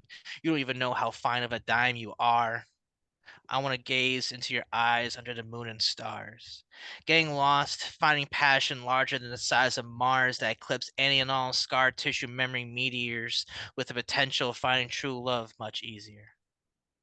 How dope would it be to see how it could be if we can agree to be a wee bit closer to a degree, to see how it could be if we could plant the seed and watch it turn to a solid oak tree, symbolizing our unity as we branch out to infinity. If I boldly entrust you with the key to my heart, that's me saying I'll love you beyond the point I depart from this realm. As long as we keep things heart to heart, our love has the potential to brush strokes of rainbow art on the canvas of the world around us and jumpstart a revolution in our hearts as we strive for state-of-the-art love. Poem. Thank you. It's And beautiful, man. I love the rhymes in this piece and the images in this piece. It's my interpretation is that this is the best piece you've done so far tonight. Oh, I like that piece a lot. Yeah. I guess as the saying goes, save the best for last. Thank you. And that's it. Good for your host for tonight. Yay. All right. Again, this show would not be possible without all y'all, so thank you. Definitely. Ooh, all right, God, great. I'm just excited to be checking out more poetry and music from y'all. On deck, we got Generalissimo. Unless, wait, didn't you? Okay, he just left. All right, we'll adjust that. So on deck, we got Baba and Goma, but at this time, please give up for Parkillian. Unmute and take it away when you are ready. All right. Thank you so much, Dre, and everyone. Wonderful stuff here tonight. I thought I'd read an elegy that I don't think I've read here before for someone who influenced my life early on. This is called Reflections on How the Light of Fortune Lingers On. In loving memory of Ed Lukash, whose name can be translated as Fortune Light. You played your guitar that very first time I attended a gathering of Quaker youth that met within Morristown meetings walls with fortune-filled lines that echoed with truth. From Cat's simple tune on a shadow of a moon to Jim's jaunty tale of Chicago's hell, a sympathetic soul with a light-bearing name and a song I wouldn't place till later. Oh well. Then on the last day we passed in the hall, I'll never forget your words so kind. After meeting where thoughts from the light had been shared, we need to hear more of what's in your mind.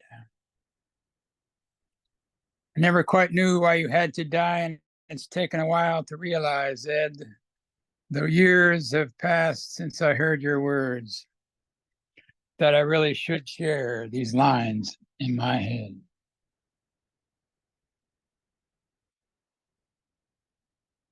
And that's it for me. Thank you very much. Everybody unmute and please give for Parkillian at this time. Thank you for that. That was really, really wild. Thank you. And rise in power to whoever you were speaking about. Thank you. Definitely. Thank you. Okay. Moving on with the show here. We got the final four. And yeah, we're not even close to March Madness. On deck, we got Cora Gray, but stepping up to the plate now, we got Baba and Goma. Please unmute and take it away when you are ready. Yeah, so this instrument, the actual name of it is a yidaki, Y-I-D-A-K-I. The Europeans that colonized Australia call it a didgeridoo because they call it out of your name like they call us jigaboo, but they call it didgeridoo, because that's the sound it makes. But the actual instrument is called the yidaki. The Aborigines say that this instrument sounded the world into being. In fact, they said it sounded the universe into being. It is a healing instrument because it can be played over your chakra points, and it heals you, opens your chakras. So that's my little spiel about it.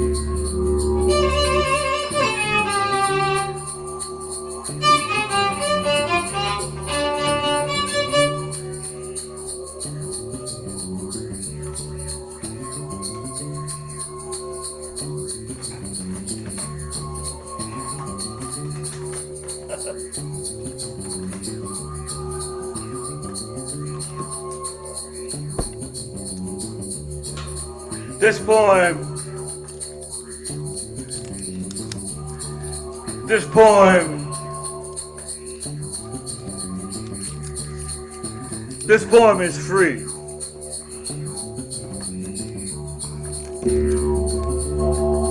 This poem is free. Although you may have paid to hear me read it. This poem is sovereign. It has no birth certificate. It doesn't give a damn that it has no phone. This poem wasn't written for you. It wrote itself. This poem has no 3-minute rule. It wasn't written for the slam. It doesn't give a damn about the score. This poem does not care that it is political and this is an erotic reading. This poem refuses to be porn on paper. This poem doesn't care about your sex life unless you're taking it to bed. This poem doesn't care about Jesus. This poem wants to know why you turned your back to your ancestors to follow your oppressor's religion. This poem doesn't care if it pisses you off. It prides itself in controversy. This poem thinks you should turn on that idiot box and read a book. This poem doesn't care about Kate and William, Bill and Hillary, Michelle and Barack, or Ben and fucking Jerry as far as that matters. This poem doesn't care about who you marry. Once the knot is tied, it's your damn problem, deal with it. This poem does not care that it makes use of profanity. This poem thinks there's nothing more profane than poverty and wants to get paid. This poem is horny and wants to get laid. This poem has arthritis and wants to move to Cali for that medicinal weed.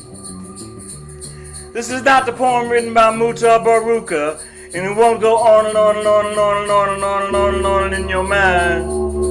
What happens in this poem stays in this poem. This poem is a bad mother, yo. This poem is free. This poem is free. This poem is free.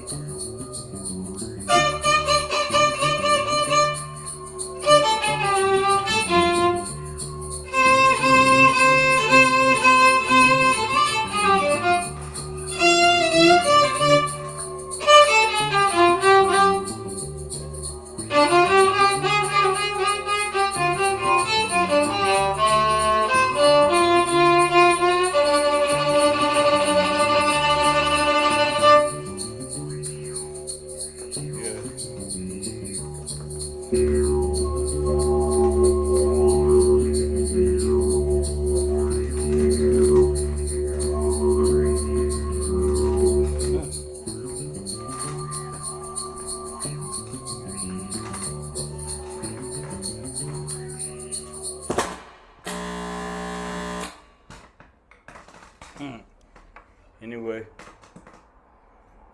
that's kind of it for tonight. Oh man, everybody, show some love for Baba and Goma at this time. Awesome. Holy fuck. Awesome. Oh my god. That was absolutely mind blowing. Oh wow. I'm stunned. I have no words. Ubaba Wengoma, Ubaba Wengoma. Oh man, like I love how you always have your most unique tenor phrase with each and every line. Just when you think like it is 10 humorous in one turn, then it turns serious again and cuts off the other line, and then the other line comes back, and oh man, like you are the only one that can do that and also make it flow to your very own harmonies that you yourself have created. That is a true Baba Wengoma for sure. Much love. Thank you, thank you. Normally, I would say this for an email, but I'm really eager to throw this at you. So I'm looking at my calendar, and I see August 16th. That's a couple Fridays from now. Baba and Goma, would you like to be a feature on Open Minds Open Mic? Yeah, sure. All right, right on. Basically, you'll be given a spotlight of at least a half hour of basically putting your work out. List any and all links to your work because, damn it, you deserve that spotlight. I want to provide it for you, and your work is just it's fire. I actually think that we deserve him on that day. August 16th. Gotcha. All right. Put it in I my got list it. now. I got it written down. I can what's the best way to reach you anyway? NGOMAZ WORLD in Goma's World at AOL. Or either in Goma Hill on Facebook.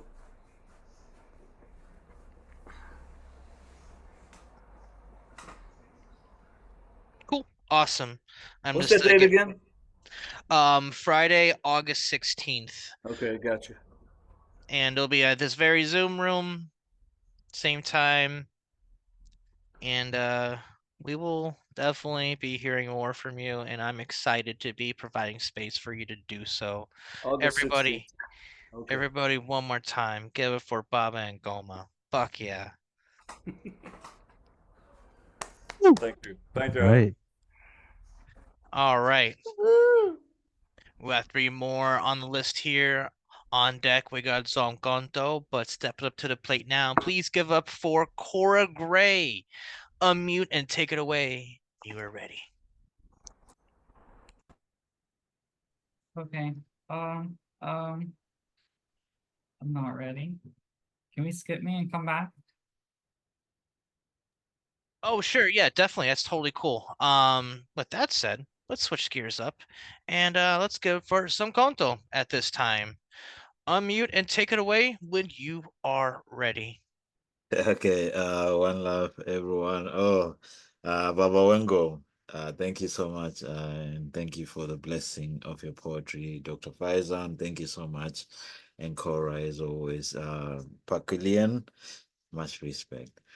This poem is entitled "This is the Very Dawn of Promise." This is the very dawn of promise. That when the sun threatens to rise, you do not treat it as if its sulfur was meant to burn you, but that each ray inside it is a promise of baptism, and that there is no hell inside the sun, but fuel needed to keep the pelargades held together. At dawn, we are told the dew disappears, but who in their right mind blames the sun when it too cries raindrops because it lost its rays to the grass? When you are promised dawn, you wake up eager for sunrise, not because you have the voice to criticize what melted the grass, but because for once you realize the grass needed the sun to grow.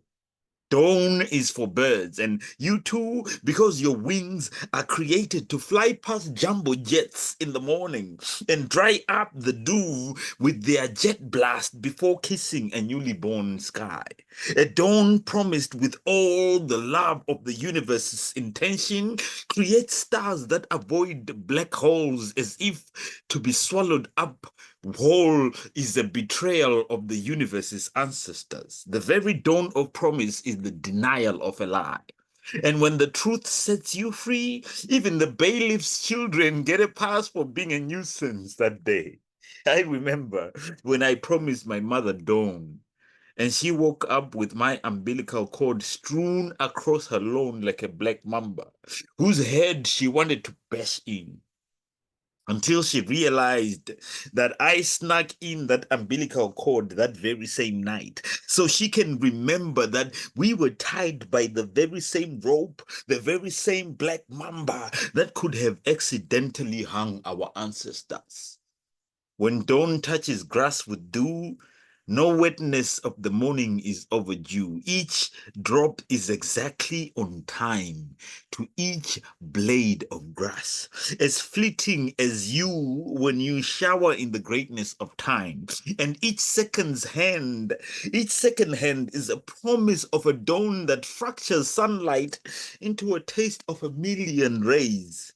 And you are kissed by one of them each moment you try to kiss the sun. And each kiss is a dawn of the largest of proportions, a serving of the God of light, on a plate made of rays connected together like cobwebs of luminous song. So let the morning dew sing in discord if it should. Zomkond. Thank you for that. That was so nice. Thank you so much. I love it. Everybody show some love. Give it up for Zonkonto at this time. Oh, utterly brilliant. Oh my gosh. Whew. God damn.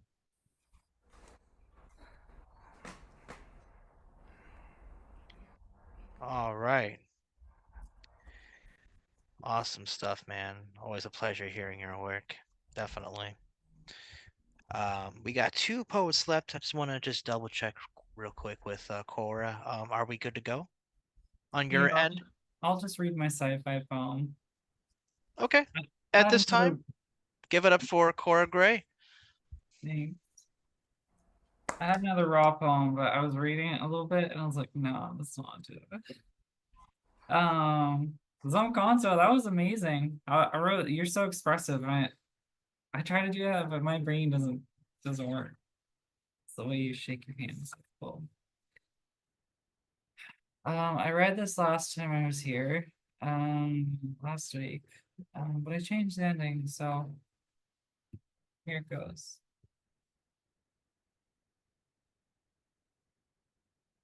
I am not from this world.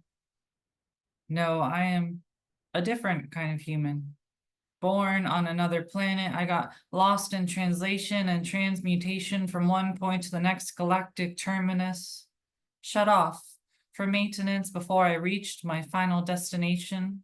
Rerouted particles shipped and percolated sideways through shoals of migrating souls into a sea unlike my own home. And here, they call her ocean. In the world where I come from, there are beings thriving as liquid energy suspended on stalks of machinery powered by positivity. There are walking carpets stitched by threads of cynics who died laughing. A rarity since cynical simpletons die scratching at the surface of consciousness every waking moment from dawn till midday suns greets dusk on a backdrop of nebulous dust. In the world where I was born, there is no twilight. Only unless the 12th moon catches blue sun and the white star passes 3 sisters swimming in the space of particulate showers whose debates about suds and soaps taken from common hairs wax and wane with every thesis unspoken. And we down below cower in our homes when the sky is broken, apartments built between the leaves of fern spores as windows to the world of citizens and our many salutations, celebrations of ink splattered within eyes of life, within hearts pounding thrice in formless skin bodies, pile in orgies of boneless fish walking like crabs inside the flesh to form transparent allegory of consistency void of physics, which is a message. I think transparent actions equals transparent abstractions turning into algebraic conversations about 5-star restaurants and fine dining on feeling. We have taverns where you consume each other with utmost sincerity, where we breathe each other into being out of collective creativity, spooling from prismatic threads of fibers streaming from our fluid fingers. Threads woven intricately together with mathematical precision of fractalization and geometry, shifting with every kiss of intimacy. In the world where I came from, galaxies are all within. The stars burst like bubbles, our oceans dance with blazing plasmic infusion, Coriolis storms form in the flotsam of froth bubbling up like morning dewdrops, like sweat glistening on sherbet-colored dimples of lovers sleeping in their aftermath. Their sheets of jelly and wire hang from the ceiling, the beds hovering as dragonfly wing cells stitched together lighter than light waves creeping into the windowsill. The spiral arm of macrocosmic mother channels spells of slumber for their denizens dreaming within her ancestral flesh, born from anguish. And she wakes to triple trillion star arms rippling across dark matter. She dances to music of gravitational reckonings, gives birth to herself 100 billion times before the breakfast bell chimes for us. And we wake as the sloth of comfort subsides back into breathless sighs of Horsehead Nebula braying in the corrals of interstellar barnyards. In the world where I come from, Humanity is all but dust. A minority species formed from the leftover possibilities of love, life, and contextual mind, sequencing the survivability of eternity. Immortality, long sought after as our hands grasp for understanding of colors quivering outside our triconal vision, and our minds cannot begin to fathom the gaseous components of network cities cast upon light years of coral highways and ecumenical chartreuse panoramas, with their planes of subsidence glittering as glass remnants locked in elliptical halos that miss the infraction point of pure consciousness, embedded into conscious geographies, ejected from planetary dreams orbiting an apogee. In the world where I will return to, it is not uncommon to live by the quiver of your word of truth and dignity, founded on simplicity founded on scientific endeavors of relativity, as relative as brushing your teeth before giving prostrate kisses to starships carrying queer components of lifeless thought, which thinks up cosmic storms to chart across hairline fractures of supernovas flickering about the void like butterflies trapped in a jar of sand, like sea lions swimming without propulsion, like rocket ships with self-motivation, the very antithesis of evolution, as humans have come to study and believe in the world where I grew up in. There's no dualistic symbology of sin and divination. There is acceptance of the chaotic cacophony of catalytic creation born from simultaneous capitulation and combustion igniting in the hearts of all who persist against them. Here on earth, it is seen as a transgression to behave alien to that which is culturally dogmatic in inheritance, but where I come from, and where I hopefully will return to, there are no systems of incredulous partitions that are able to divide the natural balance intrinsic to life. Life thriving without needing to explain its ability to exist without adherence to symbolic experience. Thank you. I'm tired now. Hey, everybody, give it up for Cora at this time. Yeah, Um, like that's one of Yeah, those. Cora, That's go one get of those some rest. poems Go that get if some you rest. if Be you got well. in touch with an illustrator, and make it like one of those books of one poem, with an illustrator that can show those colors blending in,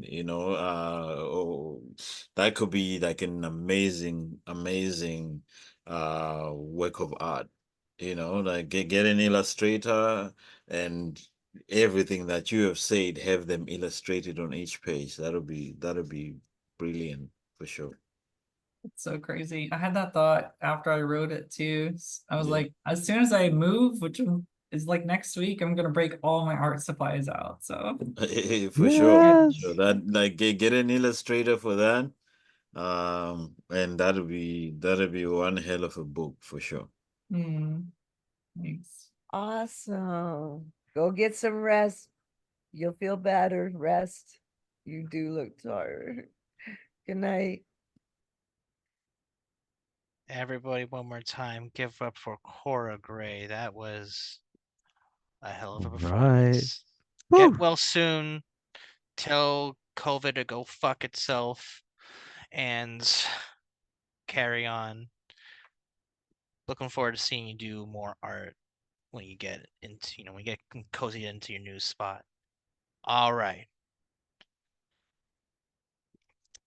So, with that said, before we introduce the last poet, I just want to quickly remind everybody here that this show is being recorded and will be uploaded onto YouTube at some point this weekend. Just check out Open Minds Open Mic on YouTube. The channel should be popping up almost immediately. If not, just scroll through. Anyway, that said, one more poet left here on tonight's show. With that said, please give it up at this time for Dr. Faison. Unmute and take it away when you are ready. All right. Okay, so yeah, this piece is called The Fair Claustrum. Death gathers all her children together into a circle. She taps her bony hand on each silent, bobbing head, one by one, and for each a whisper tumbles forth from the black, wavering folds of her cowl. Each breath a scythe, ripping air, each syllable a distant bell's chime, echoing each final iron fate. Duck, duck, duck, duck. Noose! The children scream and giggle in delight as suddenly death is chased by Sarah, the pompous girl in class. Her red ribbon unravels like a wound as raven hair wobbles faint against hazel cheeks set aglow as she catches death by the hem of her robe and pulls her down into the mush pot. Surrounded by laughter, death claws the air in agony like a loud mime as stubbed fingers sticky with snot, saliva, and sugar descend upon her and converge until, ticklish, her sides split open, spilling licorice and light.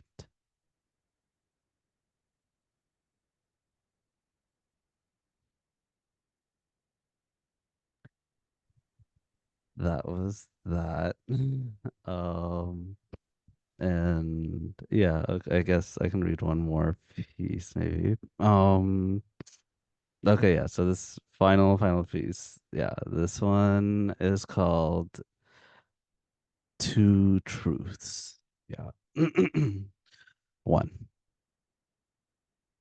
Nobody wandered through the prison of their memory without becoming lost or blind.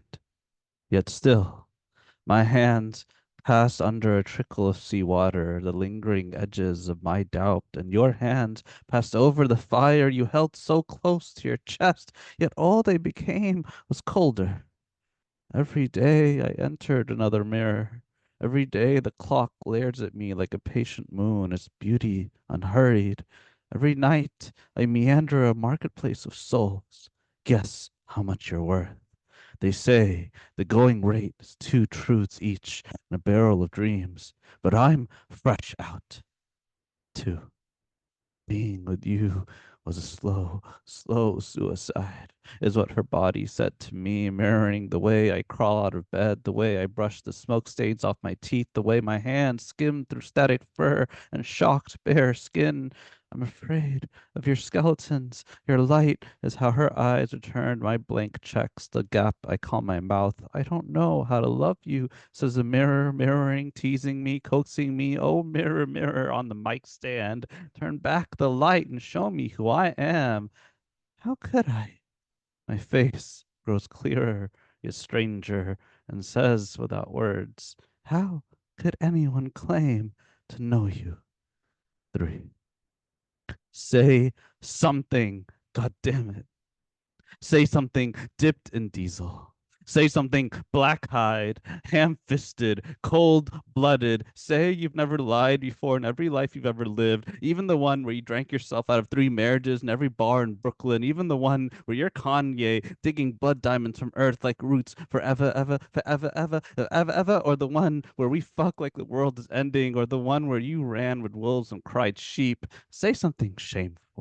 Make me red in the face. Make me run out that door so fast I break the sonic barrier. Turn me outside in. Say Bloody Mary. Say Goose. Say Uncle. Say Jesus. Say you want me. Say you waltzed across hot coals and leapt over the Grand Canyon, fell into the Burning Man and rose like a phoenix and swam the English Channel like Tilda Swinton with ash on your tongue to find me and tell me that I left the lights on and, oh yeah, the kitten is constipated. Say you had no choice.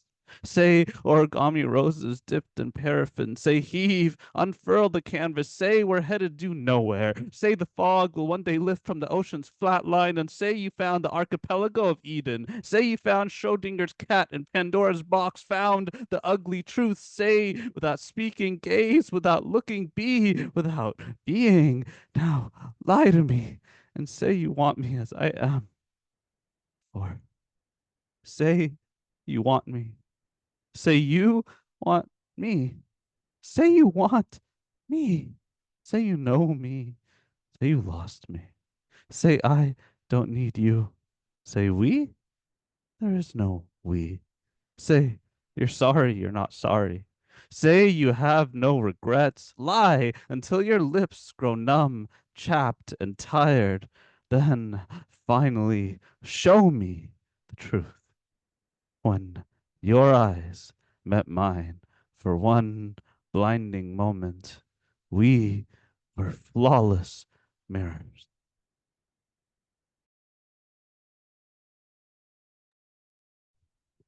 Oh man, I did not know how you're gonna close that poem, but you closed it so effectively. Everybody give it up for Dr. Faison at this time. Holy shit, dude. And like Oh.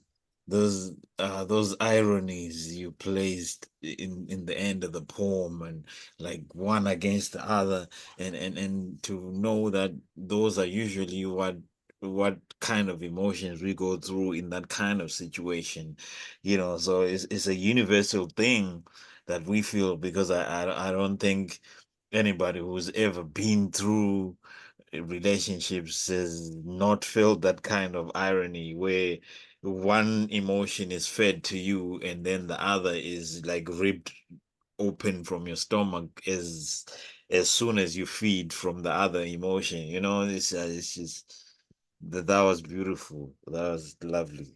Thank you for sharing that. One love. Definitely. Thank you for sharing that. That remind me a little too much of a relationship I had. Yeah. And that's again just one of the many beautiful things about poetry and how you can be able to make connections with people. It's a matter of being able to write it and get it out there, and then the magic kind of takes care of itself. With that note, great job there, Dr. Faison. One more time, show some love for Dr. Faison. Hell yeah. And on that note, that concludes another episode of Open Minds, Open Mic. But this is not the only show we have during the week. Tomorrow we'll be here, same Zoom room, 5 p.m. Eastern Standard Time for the Slam Jam. And Monday we'll be having Chaos Magic, 8 p.m. Eastern Standard Time, same Zoom room again. And just to get y'all, more pumped up about next week. Next week's feature, we got Mighty Mike McGee. Again, same Zoom room, 7 p.m. next Friday. And I hope to see y'all there. Until next time, please keep writing and please keep loving. Peace and love to y'all. Thank you and good night. Good night, y'all. Stay inspired, everyone. Good night. Thank Good night, everybody. Good night, y'all.